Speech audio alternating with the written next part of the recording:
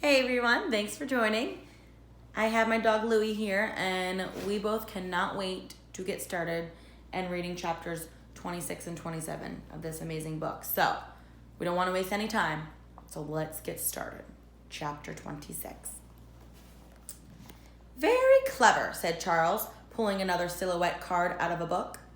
This cover had been easy to find. It was the third book on the top shelf of the staff picks display. The image on the front was a bright yellow yield sign. The title? Universal Road Signs by renowned trafficologist Abigail Rose Painter. Charles had found the matching book in the 300s room on the second floor. The 300s were all about social sciences, including things like commence communications and, ta-da, transportation. The image also fit nicely with the pictogram he had found in the 700s room in a book called The Umpire Strikes Back. That baseball book was the first cover on the second shelf in the display case and had given Charles a card with the classic pose of an umpire calling an out. Reading the images from left to right, then down just like you'd read a book, Charles knew it was on the right track. The traffic sign book gave him walk, and the umpire book gave him out. But the two picture words together, and he had walk out. Clearly, if he could find all 12 silhouettes, the staff picks display would tell him how to walk out of the library. Although he had absolutely no idea what the first image he had found, the quarterback tossing a pass, had to do with escaping the library. Not yet. Anyway, 3 down, 9 to go, said Charles, winking up at the closest security camera. And Mr. Lemoncello, if you're watching, may I just say that you are an extremely brilliant man. Charles had never sucked up to a video camera before.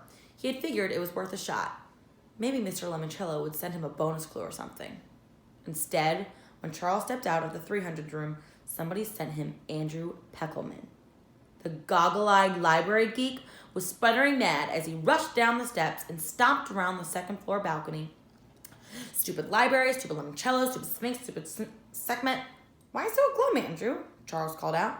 Because this game stinks. Mr. Lemoncello just sent a bunch of holograms hurling hieroglyphs after me.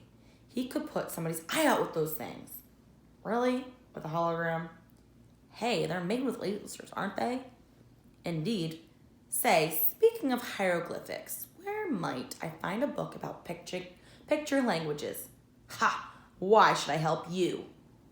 Because Kyle Keeley is working with Akimi Hughes and Sierra Russell.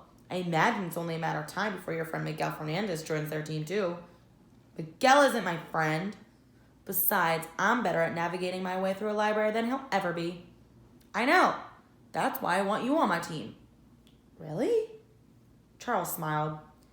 Kids like Andrew Peckelman were so easy to manipulate. Oh, yes.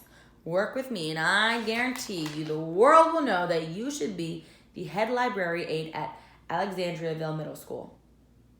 The 400s, blurted Peckelman. Pardon? That's where you'll find books on hieroglyphics in all kinds of languages. If you want secret codes, those are in the 600s room. The 650s to be exact. Charles shot out his hand. Welcome to Team Charles, Andrew. The new teammates stepped into the 400s room. For some reason, it was pitch dark and smelled like pine trees. Bienvenida, bienvenue, with me, Quarkabashia, welcome, boomed a voice from the ceiling speakers. This is the 400s room, home of foreign languages. Here, Charles and Andrew, you can learn all about your American heritage. A bank of spotlights thumped on. Charles and Andrew were face to blank face with a row of 4 featureless mannequins. An overhead projector beamed a movie onto dummy number 2, turning it into a perky woman who looked like a flight attendant. Hello, and welcome to your American heritage. I'm Debbie. Let's begin your voyage. That's okay, said Charles. We're rather busy. Let's begin your voyage, the mannequin repeated. Charles sighed. Obviously, there was no way to turn this silly display off. He might as well speed things along by telling the dummy what it wanted to hear. Fine, but can we go with the abridged version? We're in a bit of a rush. Yeah, said Andrew. We have to escape before noon tomorrow.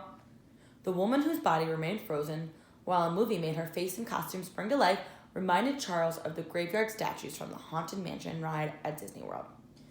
While we research your family trees, she said, please enjoy this short and informative film. Is this part of the game? Andrew whispered to Charles. Possibly. Pay attention for any bonus clues. Okay, what do they look like? Who can ever say?